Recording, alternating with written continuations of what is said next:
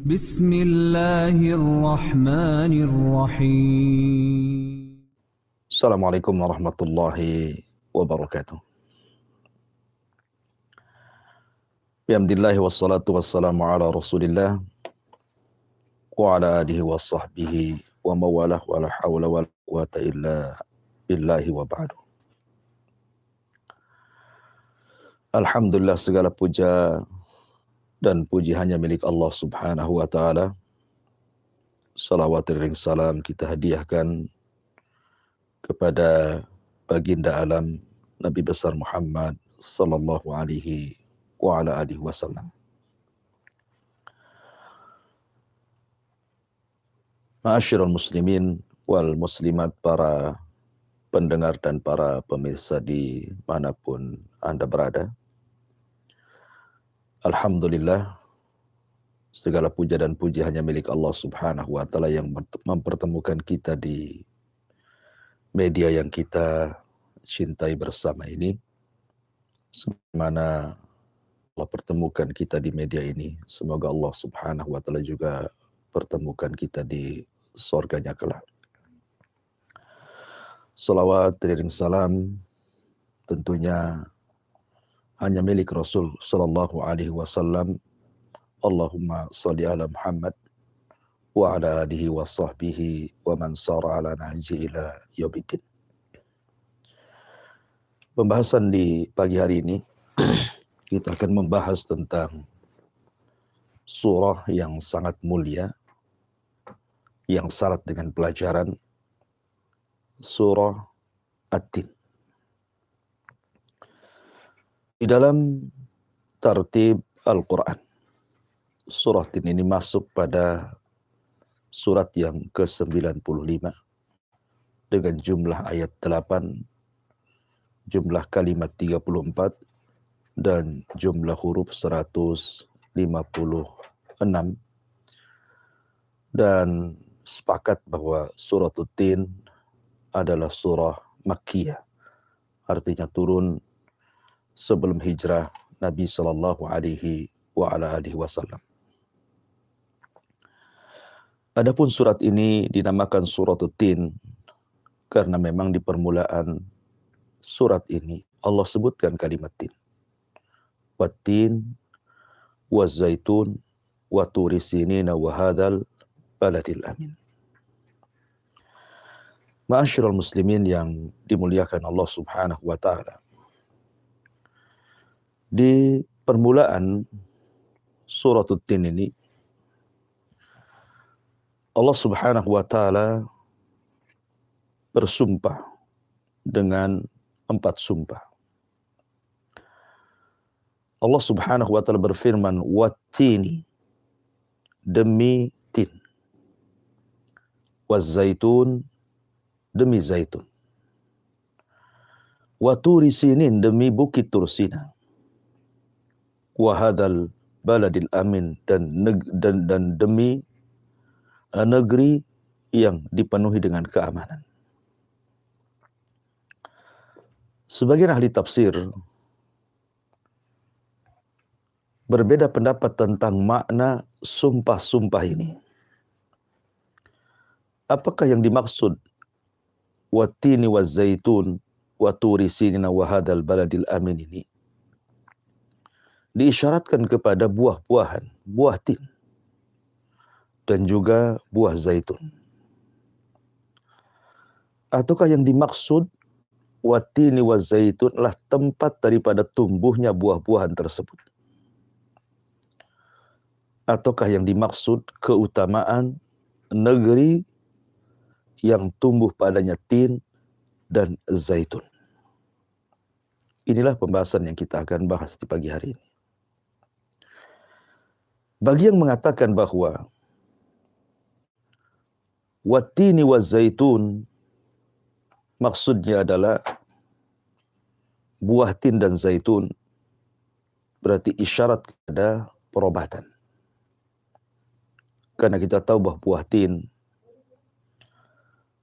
adalah buah yang sangat bermanfaat sekali untuk kesehatan. Bahkan buah tin ini sebagian ulama mengatakan mirip dengan buah-buahan yang ada di sorga. Karena buah tin ini tidak ada yang tersisa ketika seseorang mengkonsumsinya. Dan begitulah buah-buahan di sorga. Tidak ada yang tersisa kecuali bisa dimakan. Tapi buah-buahan di dunia terkadang ada yang dibuang kulitnya dan dimakan isinya. Terkadang ada yang dimakan isinya, dibuang bijinya, dan begitu seterusnya. Tetapi buah tin adalah buah yang sangat bermanfaat karena semua bisa dimakan. Sehingga ulama mengatakan mirip dengan buah-buahan yang ada di sorga. Dan buah tin ini juga sama dengan tamar. Ada tin yang basah, ada tin yang kering. Artinya tidak ada musimnya. Karena buah ini bisa dikeringkan. Dan kita bisa bersama tin sepanjang masa. Dan begitulah buah-buah di sorga, tidak ada musimnya. Dan dalam athar dijelaskan bahwa ketika Nabi Allah Adam alaihi salatu wassalam dilucuti oleh Allah subhanahu wa ta'ala auratnya setelah memakan buah larangan, maka Adam pun berusaha untuk mengambil dedaunan menutupi auratnya. Sebagian ulama maksudnya daun-daun yang dikutip Adam alaihi salatu wassalam untuk menutup auratnya saat Allah subhanahu wa ta'ala membukakan auratnya karena memakan buah larangan adalah dedaunan dari syajaratut tin. Ma'asyiral muslimin yang dimuliakan Allah azza wa jalla. Adapun dari segi kesehatan, silakan Anda mencari tentang faedah buah tin dan itu akan Anda dapati banyak sekali. Dari segi kesehatan, buah tin itu luar biasa.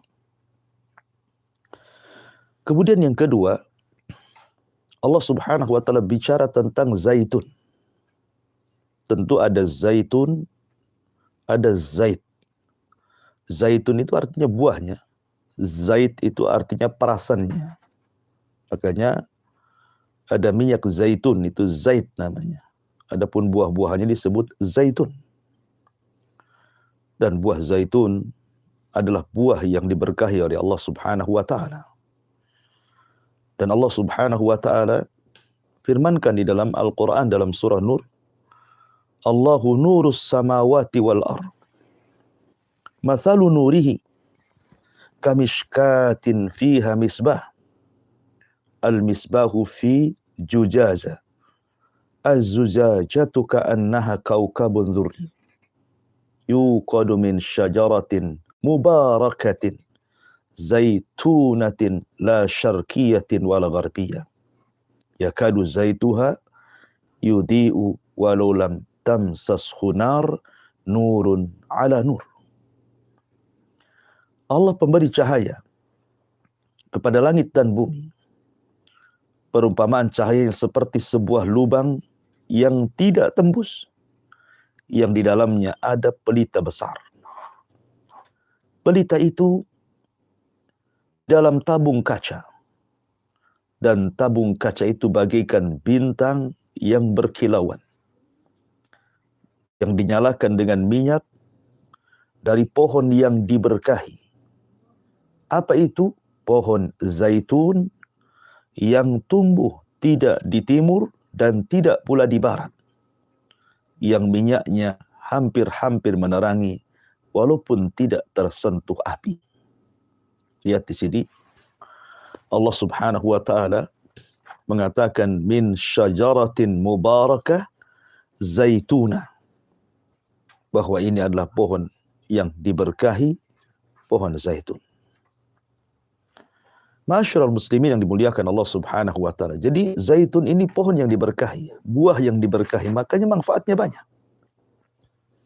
Bahkan dalam ilmu kedokteran 70 lebih penyakit bisa disembuhkan dengan zaitun. Ma'asyiral muslimin yang dimuliakan Allah Subhanahu wa taala. Anda bisa lihat dan membaca tentang faedah zaitun, Anda bisa klik di Google atau di mana, maka Anda akan dapati berbagai macam faedah dari buah zaitun. Ma'asyiral muslimin yang dimuliakan Subhanahu wa taala. Allah Subhanahu wa taala mengatakan wa turi sinin. Maksudnya diarahkan ke bukit ini. Kalau yang dimaksud adalah perobatan, maka wa turi sinin diisyaratkan kepada madu jabali. Kita tahu bahwa madu itu kan ada yang jabali. Memang lebah-lebah yang hidup di perbukitan, di gua-gua. Ada namanya lebah syajari, memang lebah itu tumbuh di pohon-pohonan, jadi madunya diambil dari pohon, dan begitu seterusnya. Dan menurut kesehatan bahwa madu jabali, artinya lebah yang hidup di bukit-bukit, di gua-gua, sehingga menghasilkan madu itu jauh lebih baik dibandingkan madu yang dihasilkan dari bunga-bunga dan pepohonan. Ma'asyiral muslimin yang dimuliakan Allah Subhanahu wa taala. Allah Subhanahu wa taala berfirman dalam Al-Qur'an, wa auhayna wa auhaya rabbuka ila an-nakhli anittakhidhi minal jibali buyutan wa minasy syajari wa mimma ya'rishun thumma kuli min kulli thamarati fasluki subula rabbika. Allah Subhanahu wa taala mengatakan, dan Rabbmu wahyukan kepada lebah, buatlah sarang-sarang di bukit-bukit, di pohon-pohon kayu, dan di tempat-tempat yang dibikin manusia. Di sini Allah mengatakan bahwa tempat-tempat lebah itu terkadang ada di bukit-bukit, ada di pohon-pohon, dan tempat-tempat yang dibikin manusia. Makanya Allah mengatakan pasluki subula rabbika dzululan yakhruju min butuniha syarabun mukhtalifun alwanuhu fihi shifaa'un linnas. Di mana Allah Subhanahu wa taala berfirman, kemudian makanlah dari tiap-tiap macam buah-buahan dan tempuhlah jalan Rabbmu yang telah dimudahkan bagimu. Dari perut-perut lebah itu keluar minuman madu yang bermacam-macam warna, di dalamnya terdapat obat yang bisa menyembuhkan manusia. Jadi sini menunjukkan bahwa madu itu adalah obat. Dan madu yang terbaik adalah madu jabali. Madu yang diambil dari lebah-lebah yang ada di bukit-bukit. Baru kemudian di pohon-pohon, baru kemudian di kandang-kandang yang dibuat manusia. Menunjukkan bahwa yang dimaksud waturi sinin diarahkan kepada madu. Adapun wahadzal baladil amin, dan negeri yang aman maksudnya diarahkan ke ma'u zamzam, air zamzam. Dan kalau kita cerita tentang Zamzam, maka Nabi SAW mengatakan ma'u zamzam lima syuriba lahu.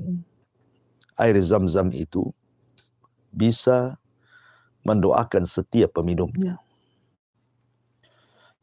Di sini Allah Subhanahu wa taala menjelaskan tentang berbagai macam obat-obatan. Ada yang sifatnya dimakan, ada yang sifatnya dioles, ada yang sifatnya diminum, dan ada yang sifatnya untuk mandi. Dan kalau terkumpul 4 perkara ini, maka akan mudah menghilangkan penyakit. Buah tin dimakan, minyak zaitun dioles, kemudian madu diminum, dan air Zamzam bisa untuk mandi. Lengkap. Allah Subhanahu wa taala menyebutkan 4 perkara dalam surat Tin. Ini satu penafsiran. Penafsiran yang kedua, yang dimaksud wattini wazaitun wa turi sinina wa hadzal baladil amin adalah diisyaratkan kepada tempat, bahwa 4 sumpah ini diisyaratkan kepada diutusnya seluruh para nabi dan rasul hanya di 4 negeri ini. Pertama, Wattin diisyaratkan kepada negeri Irak. Wazaitun diisyaratkan kepada negeri Syam. Waturi Sinin diisyaratkan kepada negeri Mesir. Wahadzal baladil amin diisyaratkan ke negeri Mekah. Jadi Irak, kemudian Syam, kemudian Mesir, kemudian Mekah. Dan inilah 4 tempat diutusnya para nabi dan rasul. Dan Allah tidak mengutus di luar 4 tempat ini. Kita urut daripada Irak. Di Irak ada Nabi Ibrahim alaihi salatu wassalam. Dilahirkan di Irak, di Babil. Dan itulah awal pertama dakwah Nabiullah Ibrahim alaihi salatu wassalam di Irak. Bahkan di Irak juga ada Nabi Nuh alaihi salatu wassalam, karena perahunya kemudian terdampar di Bukit Ju di Irak. Dan di Irak pula ada Nabi Yunus alaihi salatu wassalam, Nainawa. Kemudian di Syam, silakan cerita tentang nabi-nabi Bani Israel. Semua nabi-nabi Bani Israel terlahir dan berdakwah di Syam. Dan negeri yang paling banyak diutus para nabi dan rasul adalah negeri Syam. Khususnya Palestina dan sekitarnya. Di sana ada nabi-nabi yang kondang dari 25 nabi dan rasul. Ada Nabi Musa alaihi salatu wassalam, ada Nabi Sulaiman, ada Nabi Dawud, ada Nabi Isa, ada Nabi Zakaria, ada Nabi Yahya. Sebutkan. Dari 25 nabi dan rasul itu paling banyak diturunkan di Syam dan berdakwah di Syam. Kemudian juga di Mesir. Di Mesir ada Nabi Musa alaihi salatu wassalam. Karena Musa hidup di sana Firaun. Dan berdakwah juga di Mesir dan membawa Bani Israel keluar Mesir. Kemudian di Mesir juga ada Nabi Yusuf alaihi salatu wassalam. Jadi Mesir pun tempat di mana Allah Subhanahu wa taala utus para nabi. Kemudian di Mekah. Di Mekah ada Nabi Allah Ismail alaihi salatu wassalam. Dan juga penutup para nabi dan rasul, Nabi Muhammad sallallahu alaihi wasallam. Itu lahir di Mekah. Berdakwah di Mekah. Artinya bahwa 4 tempat ini lengkap, semua ulul azmi minar rusul ada di 4 tempat ini. Dimulai daripada Nuh dan Ibrahim, ulul azmi pernah berada di Irak. Kemudian di Syam, Nabi Isa bin Maryam. Bahkan Ibrahim juga hijrah ke Syam. Ulul azmi minar rusul. Di Mesir, Musa alaihi salatu wassalam. Juga ulul azmi minar rusul. Termasuk juga di Mekah. Ada Rasul kita Muhammad sallallahu alaihi wasallam. Jadi ulul azmi tersebar di 4 tempat ini. Ma'asyiral muslimin yang dimuliakan Allah Subhanahu wa taala. Artinya bahwa kalau yang dimaksud watini wazaitun wa turi sinina wa hadzal baladil amin adalah isyarat kepada tempat, artinya tempat diutusnya para nabi dan rasul. Dan hanya di 4 tempat inilah para nabi dan rasul diutus. Ya. Kemudian penafsiran yang ketiga, kalau dimaksud watini wazaitun adalah keutamaan negeri. Maka di negeri-negeri inilah Allah Subhanahu wa taala berikan keutamaan. Di mana Irak memiliki keutamaan sendiri, Mesir memiliki keutamaan sendiri, Syam memiliki keutamaan sendiri, termasuk juga Mekah yang tidak dimiliki di negeri-negeri yang lainnya. Ma'asyiral muslimin yang dimuliakan Allah Subhanahu wa taala, sebut saja bicara tentang Irak. di mana Nabi Shallallahu Alaihi Wasallam kemudian bersabda ketika bicara tentang Irak dari Muadz bin Jabal radhiyallahu an, di mana Nabi Shallallahu Alaihi Wasallam pernah berdoa, Allahumma barik lana fi sa'ina wa muddina wa fi syamina wa fi yamanina wa fi hijajina. Faqama ilaihi rajulun, ya Rasulullah, wa fi Irakina. Jadi Nabi SAW pernah berdoa, ya Allah, berkahi kepada kami pada sa' dan mud kami, dan pada Syam kami, dan pada Yaman kami, dan pada Hijaz kami. Maka seorang laki-laki berdiri dan mengatakan, ya Rasul, termasuk pada Irak kami. Maka Nabi SAW kemudian terdiam. Kemudian Nabi SAW bicara lagi pada keesokan harinya dan mendoakan tentang negeri Syam, negeri Yaman, dan negeri Hijaz. Tiba-tiba seorang laki-laki berdiri lagi dan mengatakan, pada Irak kami wahai Rasul. Rasul pun terdiam. Sampai kemudian 3 kali. Maka orang ini kemudian, karena tidak ada jawaban, pergi dan menangis. Maka Nabi SAW kemudian memanggil orang ini dan mengatakan, Aminal Iraki anta, apakah engkau orang Irak? Maka dia mengatakan, ya. Kemudian Nabi SAW mengatakan, Inna abi Ibrahim hamma an yad'u alaihim fa'auhallahu ta'ala ilaih la taf'al fa inni ja'altu khazaina ilmi fihim wa askantu rahmata qulubahum. Kemudian Nabi katakan, sesungguhnya bapakku Nabi Allah Ibrahim alaihi salatu wassalam pernah bercita-cita untuk mendoakan atas mereka, hendak mendoakan keburukan kepada penduduk Irak. Tetapi Allah mewahyukan, jangan kau lakukan. Karena sesungguhnya aku telah jadikan Irak itu gudang ilmu, dan juga aku jadikan rahmat terhadap hati-hati mereka. Jadi Nabi SAW memuji Irak.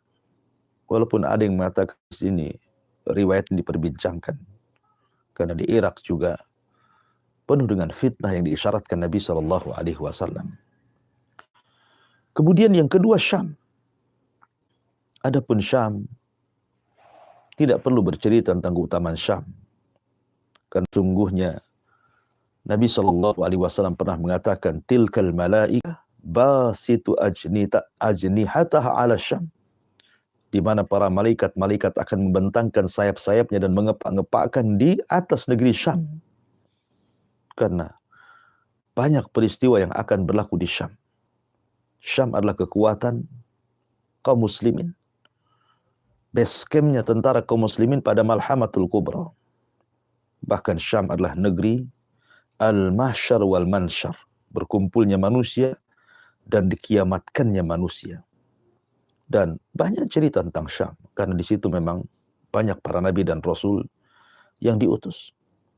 Adapun Mesir, ya, maka Nabi SAW pernah mengatakan, innakum sataftahuna Misr wa hiya ardun yusammi fiha al-qirat fa idza fatahtumuha fa ahsinu ila ahliha fa inna lahum dhimmah wa rahiman. Kata Nabi SAW, kalian akan membebaskan Mesir. Itulah negeri yang diberi nama padanya Qirat. Maka apabila kalian telah membuka Mesir, maka berbuat baiklah kepada penduduknya. Nabi SAW menyuruh para sahabat ketika membuka Mesir untuk berbuat baik kepada penduduk Mesir. Lihat bagaimana ini keutamaan Mesir. Dan tentunya yang terakhir keutamaan negeri Mekah jelas.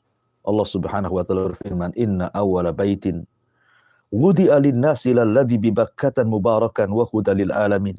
Fihi ayatun bayyinat maqamu Ibrahim wa man dalahu kana amina.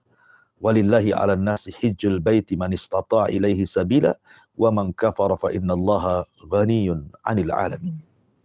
Sesungguhnya rumah yang pertama diletakkan bagi manusia adalah yang berada di Mekah yang penuh diberkahi sebagai petunjuk bagi alam semesta. Padanya terdapat ayat-ayat bukti-bukti maqam Ibrahim, barang siapa yang masuk maka dia akan aman, dan kewajiban manusia untuk berangkat haji bagi siapa yang memiliki kemampuan untuk melakukannya, dan barang siapa yang kufur maka sungguhnya Allah Maha Kaya dari semesta alam ini. Artinya bahwa tempat yang diibadahi adalah Mekah Al-Mukarramah, tempat pertemuan Adam dan Hawa, tempat disyariatkannya haji, umrah, dan banyak lagi keutamaan Mekah Al-Mukarramah yang tidak bisa kita sebutkan. Inilah penafsiran dari kalimat At-Tin waz-Zaitun wa Turi Sinina wa hadzal baladil amin. Kita cukupkan tafsir kita sampai di ayat ini. Insyaallah kita lanjutkan di lain kesempatan. Kita